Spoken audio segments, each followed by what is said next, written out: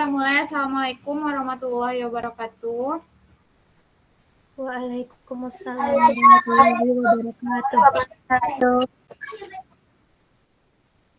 Puji syukur atas kehadiran Allah Subhanahu wa Ta'ala yang mana telah melimpahkan rahmat dan karunia-Nya kepada kita semua, sehingga kita dapat mempresentasikan hasil kerja dari kelompok 4 pada sore hari ini. Baiklah, saya sebagai menjelaskan pada pegawai tetap, dan rekan saya nanti akan menjelaskan tentang pegawai tidak tetap, yaitu Fadila Hardi, dan bukan pegawai, yaitu Audi Arya Firanda.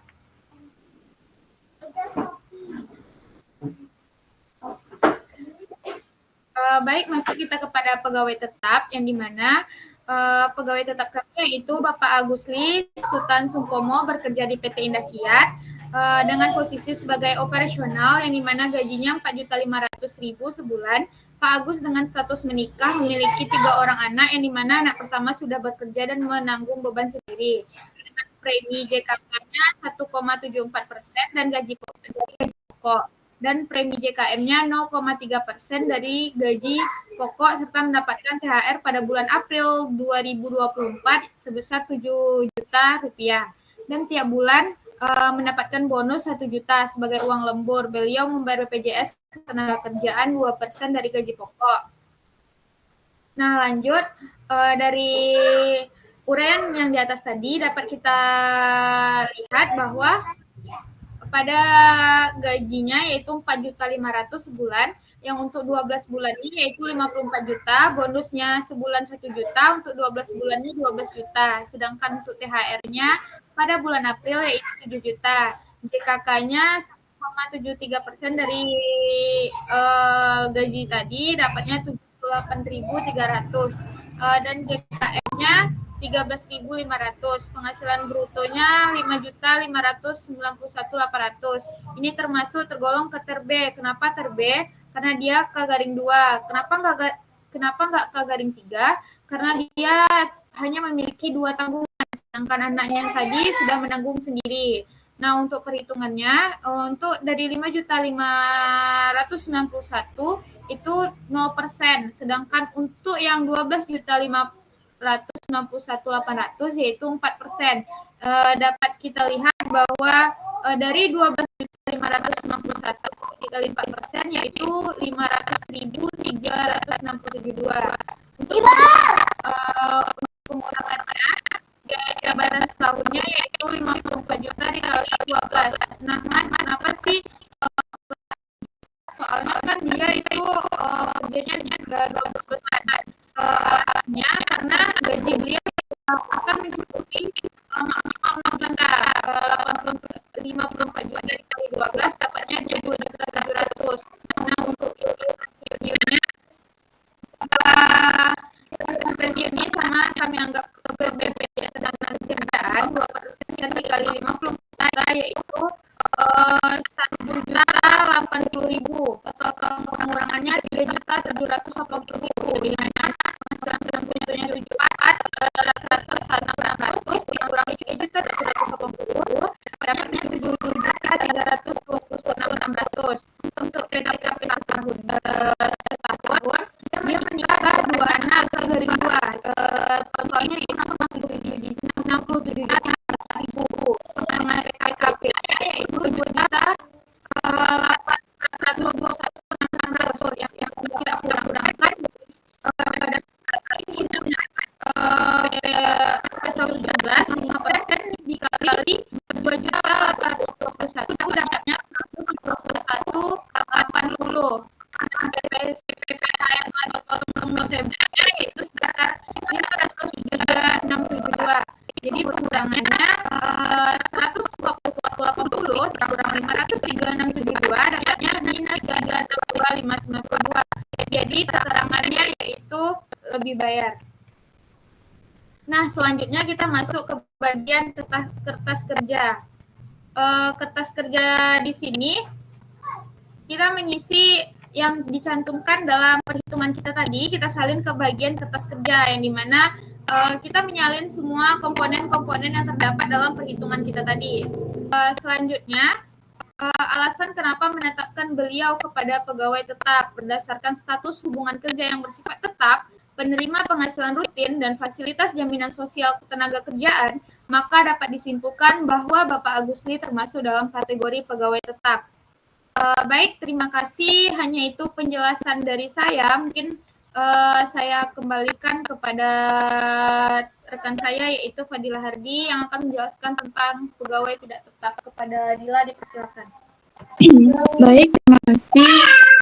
Saya Fadila Hardi akan menjelaskan tentang pegawai tidak tetap. Di sini kita mengambil contohnya, yaitu dari seorang pemasang listrik, di mana diketahui Pak Edi adalah seorang pekerja borong. Beliau memasang listrik di sebuah kos, di mana harga pemasangan per titiknya itu sebesar 95.000. Dia memasang 5 titik per hari selama 10 hari dari tanggal 4 Januari sampai 14 Januari. Sehingga dapat kita lihat perhitungannya, di mana Pak Edi ini melakukan pemasangan titik selama 10 hari dengan satu titik seharga 95.000. Selama sehari itu beliau memasang 5 titik dalam per hari. Sehingga kalau kita jumlahkan, total upah per harinya itu 95.000 dikali 5, yaitu 475.000. Dikalikan dengan hari kerja beliau, yaitu selama 10 hari, jadi 475.000 dikali 10 hari, hasilnya adalah 4.750.000. Kenapa beliau termasuk pekerja borongan? Karena beliau diupah dalam dimana beliau upahnya itu dimana beliau menerima dalam bentuk upah. Jadi total dari upahnya per hari yaitu gaji dalam 10 harinya dibagi dengan masa bekerjanya, sehingga didapatkan 4.750 dibagi 10 hari, sehingga upah per harinya adalah 475.000. Lalu kita lanjut ke perhitungan PPh 21-nya, di mana upah per harinya dari Pak Edi ini 475.000. Lalu THR hariannya 0,5%. Kenapa 0,5%? Karena upah dari harian Pak Edi ini kurang dari 2.500.000, sehingga menggunakan THR 0,5%. Lalu tinggal kita kali saja 475.000 dikali 0,5%, didapati hasilnya 2.375. Di mana Pak Edi ini melakukannya selama 10 hari, sehingga kita kalikan 2.375 dikali 10 hari, dan kita dapati PPh pasal 21-nya yaitu 23.750. Lalu untuk alasan kenapa kami menetapkan Pak Edi ini sebagai pegawai tidak tetap, di mana berdasarkan uraian dan perhitungan di atas, kami menetapkan beliau pegawai tidak tetap karena beliau merupakan tenaga kerja lepas yang bekerja dengan menerima upah per harinya dan bekerja jika ada panggilan atau borongan saja. Saya kembalikan ke moderator. Baik, terima kasih Dila. Itulah penjelasan tentang pegawai tidak tetap. Pegawai tidak tetap ini bersifat pekerjaannya yaitu jika ada bekerja dia akan mendapatkan upah. Jika tidak bekerja dia tidak akan mendapatkan upah. Nah, selanjutnya tentang bukan pegawai yang akan dijelaskan oleh rekan saya Aldi. Kepada Aldi, dipersilakan. Baik, saya akan menjelaskan mengenai bukan pegawai. Zidani seorang hafiz Quran yang berasal dari Provinsi Riau. Beliau dalam 1 tahun mengikuti 3 event perlombaan tingkat kabupaten, provinsi, dan nasional. Pada bulan Januari, beliau mengikuti perlombaan yang dimana beliau mendapatkan juara 1 dengan hadiah 4 juta belum dipotong pajak. Setelah beliau mendapatkan juara 1, melanjutkan ke tingkat provinsi bulan April dan mendapatkan juara 1 dengan hadiah sebesar 10 juta rupiah belum dipotong pajak, dan mengikuti lomba tingkat nasional pada bulan Desember, mendapatkan juara harapan 1 dan mendapatkan hadiah sebesar 12 juta.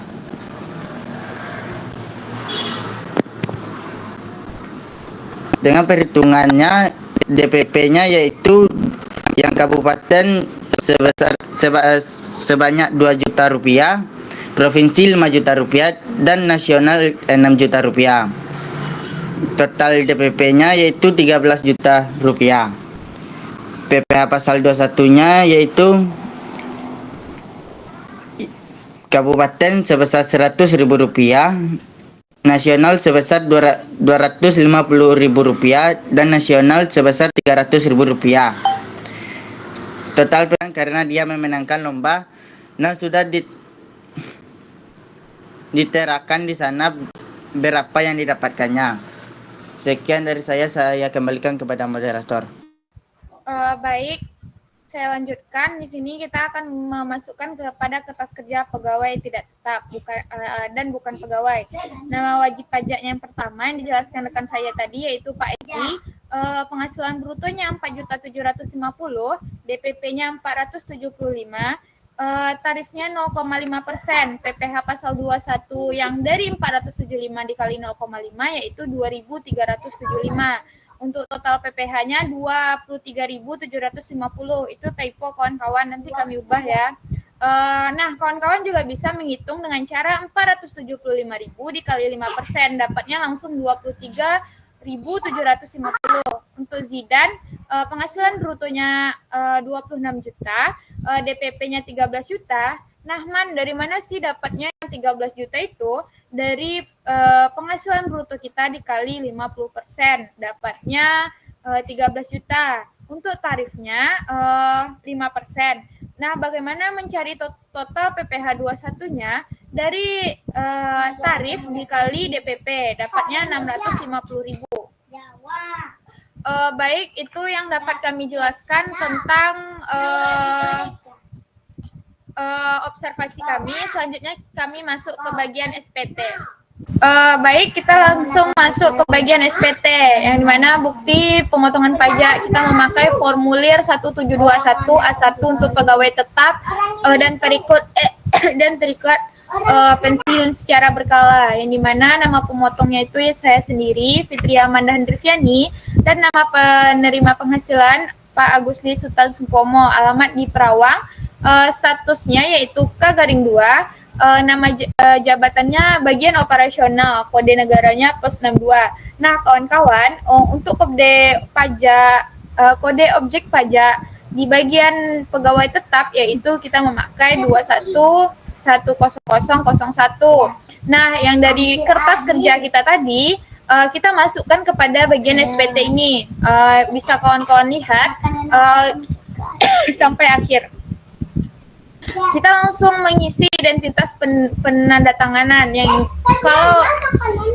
kalau emang saya sendiri yang menandatangan, saya akan mengisinya sendiri. Nah, selanjutnya kita masuk kepada daftar bukti pemotongan pajak penghasilan pasal 21 bagi pegawai tetap dan pensiunan secara berkala, yang mana kita memakai yaitu formulir 1721 strip 1. Selanjutnya kita masuk kepada bagian SPT untuk pegawai tidak tetap dan bukan pegawai. Dapat kawan-kawan lihat jumlah penghasilan bruto kita tadi 4.500.000, untuk DPP kita yaitu 475, tarif yang saya pakai di sini langsung yaitu 5%. Nah, tadi kan kita pakai 0,5%. 0,5% itu terhariannya, ini mingguannya langsung. Dapat PPh dipotongnya 23.750. Selanjutnya untuk pegawai tidak tetap kita untuk pegawai bukan pegawai kita memasukin juga. Nah, NPWP-nya tersedia, namanya tersedia, alamatnya jangan lupa kita isi, dan kodenya itu yaitu plus 62. Selanjutnya untuk penghasilan brutonya langsung saja kita isi yaitu 26 juta, untuk DPP-nya tadi 13 juta, untuk tarifnya 5%, PPh dipotong 650.000. Kita langsung masuk kepada daftar bukti pemotongan pajak penghasilan pasal 21, yang dimana dapat kita lihat seperti yang saya lampirkan di bagian ini. Mungkin hanya itu untuk pengisian SPT yang dapat kami jelaskan kepada kawan-kawan. Sedikit banyaknya kami akhiri dengan wabillahi taufiq wal hidayah. Assalamualaikum warahmatullahi wabarakatuh. Selanjutnya kita masuk kepada sesi diskusi. Bagi teman-teman yang ingin bertanya, boleh teman-teman atau boleh kami yang bertanya kepada teman-teman yang hadir nih. Ini kan untuk penambah nilai juga bagi kawan-kawan. Apakah boleh kami bertanya?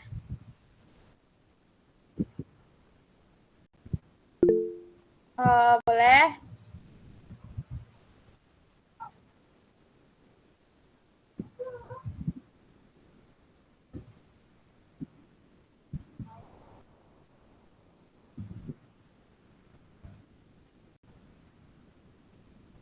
Baik, terima kasih Habib. Boleh di pertanyaannya boleh di list langsung ya.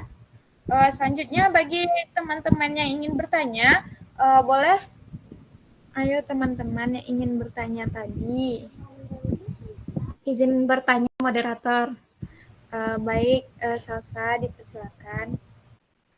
Sebelumnya tadi kan moderator menjelaskan tentang SPT. Nah, apa sih alasan dari kelompok 4 ini memakai SPT 1721 strip 6 untuk pegawai tidak tetap dan pegawai tetap? Mungkin sekian, terima kasih moderator. Baik, terima kasih. Apakah ada lagi teman-teman yang ingin bertanya? Izin bertanya, terima presentasi. Boleh dipersilakan. Perkenalkan, nama saya Sylvia. Di sini saya bertanya untuk bagian imbalan, kenapa ada kode 13 di belakangnya? Maksud dari 13, kode dari 13 itu apa? Terima kasih. Baik, terima kasih. Izinkan kami untuk merampung pertanyaan dari kawan-kawan. Sebentar lagi kami jawab. Baik, sebelumnya izinkan saya menjawab pertanyaan dari Salsabila, yang dimana pertanyaannya itu kenapa kelompok 4 memakai SPT 1721 strip 6 untuk pegawai tidak tetap dan bukan pegawai. Apakah betul?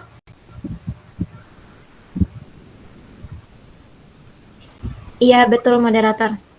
Baik, formulir SPT masa PPh 21 1721 strip 6 digunakan untuk melaporkan pembayaran penghasilan kepada pegawai tidak tetap dan bukan pegawai, dikarenakan fungsi khusus dari 1721 strip 6 adalah untuk mencatat penghasilan tidak rutin atau penghasilan yang dibayarkan tidak setiap bulan, misalnya kepada freelance, tenaga kerja lepas, atau narasumber, atau yang seperti bagian yang mendapatkan hadiah dari Tabanas dari yang kami jelaskan tadi. Fungsi khusus dari 1721 strip 6 adalah untuk mencatat penghasilan tidak rutin atau penghasilan yang dibayarkan tidak setiap bulan, misalnya kepada freelance tadi, sesuai ketentuan per strip 14 garing PJ garing 2013. Formulir ini digunakan untuk penghasilan yang dikenakan PPh 21 sekali bayar, termasuk honorium, uang saku peserta kegiatan, jasa tenaga ahli tanpa hubungan kerja tetap. Maka pemilihan formulir 1721 strip 6 sudah tepat dan sesuai aturan karena kategori penerima penghasilan tersebut bukan pegawai tetap dan tidak memiliki penghasilan berulang dan rutin. Mungkin hanya itu yang dapat saya jelaskan. Saya harap Salsa paham dengan penjelasan saya. Saya kembalikan kepada Salsa. Baik, terima kasih kepada moderator. Berarti untuk pegawai yang misalnya mendapat upah borongan, freelance, dan juga orang yang mendapat hadiah ya? Nah, ya, ini bisa juga jadian acuan buat kita semua. Nah, itu kan udah dikirim Ibu SPT-nya tadi. Dapat kita telaah satu-satu yang mana nih pegawai tetap, tidak tetap, dan bukan pegawai yang kita masukkan tadi. Setelah kita masukkan kepada 1721 strip 6 tadi, kita langsung masukkan dia ke pelaporan SPT tahunan yang dimana ada kolom yang langsung kita masukkan. Baik, mungkin hanya itu yang dapat saya jelaskan. Apakah ada dari teman-teman kelompok saya yang ingin Aldi, apakah ada yang ingin dijawab? Enggak, moderator. Maksudnya kan itu ada 3 pertanyaannya, jadi Izin moderator. Boleh Dila, dipersilakan. Baik, saya akan menjawab pertanyaan dari saudari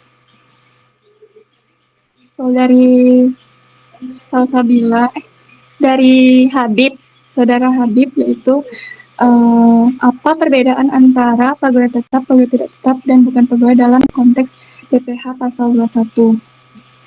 Di mana perbedaannya dari pegawai tetap itu sendiri memiliki ciri-ciri di mana mereka menerima gaji secara teratur dalam per bulan, atau mereka juga bekerja secara kontrak dengan perusahaan. Lalu mereka juga mendapatkan tunjangan tetap. Dan untuk perhitungan PPh pasal 21 dari pegawai tetap ini dihitung berdasarkan penghasilan neto tahunan dan disesuaikan dengan penghasilan tidak kena pajaknya. Dan tarifnya digunakan sebagaimana yang sudah diatur dalam Undang-Undang Pajak Penghasilan. Untuk pegawai tidak tetap, yaitu ciri-cirinya tidak memiliki ikatan kerja atau permanen, di mana dia bisa bekerja dalam harian, minggu, ataupun mingguan, seperti pekerja harian atau pekerja borongan. Lalu mereka juga tidak selalu dapat menerima penghasilan setiap bulannya. Dan untuk perhitungan pasal PPh 21 dari pegawai tidak tetap ini, di mana pajaknya dikenakan pembayaran PTKP-nya apabila penghasilan dalam sebulannya kurang atau sama dengan 4.500.000. Jika dilebihi, maka dikenakan tarif progresif.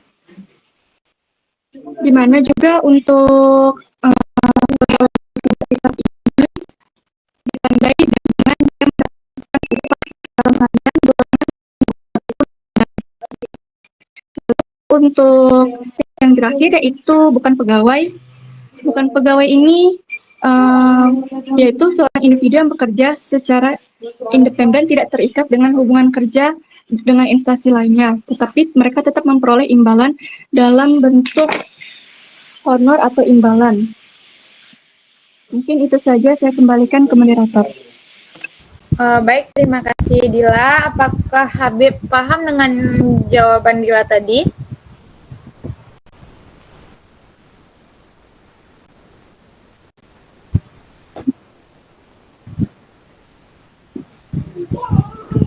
Baik, terima kasih kepada Habib. Satu pertanyaan lagi yang akan dijawab oleh Aldi. Kepada Aldi, dipersilakan. Baik, saya akan menjawab pertanyaan dari Selvia. Yang mana pertanyaannya yaitu, kenapa kode pajak untuk imbalan kepada peserta kegiatan 13 di belakangnya? Jawabannya yaitu kode pajak 13 merujuk pada jenis penghasilan dari peserta kegiatan seperti pelatihan, seminar, workshop, dan sejenisnya. Ditetapkan oleh DJP sebagai salah satu kode objek pajak PPh pasal 21 yang spesifik untuk imbalan kepada bukan pegawai. Penempatan di belakang dalam urutan pelaporan, misalnya setelah kode 21, 22, dan 23, kemungkinan disebabkan oleh format sistem DJP atau ESPT yang mengurutkan kode berdasarkan frekuensi penggunaan atau jenis penerimaan penghasilan. Kode 13 ini digunakan lebih jarang dibandingkan kode umum lainnya seperti 21 untuk pegawai tetap, 22 untuk pegawai tidak tetap, dan 23 untuk tenaga ahli. Jadi penempatan kode 13 di belakang bukan karena tidak penting, tetapi karena sistem urutan pelaporan yang didasarkan pada jenis dan frekuensi penggunaan kode pajak. Sekian dari saya kembalikan kepada moderator. Baik, terima kasih kepada Aldi yang sudah menjawab pertanyaan saya tadi. Pertanyaan dari Sylvia tadi dapat kita lihat pada SPT yang telah kami buat tadi, yaitu di bagian di sini, di kode objek pajak penghasilan pada 21 yang tidak bersifat tidak final. Dapat kita lihat bahwa yang 13 di belakangnya 21, 100, 13 imbalan kepada peserta kegiatan. Yang Zidani tadi, kenapa 13? Karena dia merupakan peserta kegiatan yang berkegiatan yang mengikuti lomba Makanya kodenya kami pakai yang 13 di belakangnya karena sudah ada ketentuannya juga. Baik, mungkin hanya itu dari Aldi yang disampaikan tadi. Apakah Selvia paham dengan jawabannya? Baiklah, terima kasih kepada Aldi dan moderator. Insya Allah saya paham dengan penjelasan yang diberikan. Baik, mungkin hanya itu sesi diskusi kita pada sore hari ini. Kami dari tim penyaji mengucapkan terima kasih kepada kawan-kawan yang telah berpartisipasi dalam presentasi kami pada sore hari ini. Semoga segala kesulitan kita dipermudah Allah dan semoga kawan-kawan yang ingin presentasi besoknya dipermudah juga. Mungkin hanya itu dari kami. Wabillahi taufik walhidayah. Assalamualaikum warahmatullahi wabarakatuh. Waalaikumsalam warahmatullahi wabarakatuh.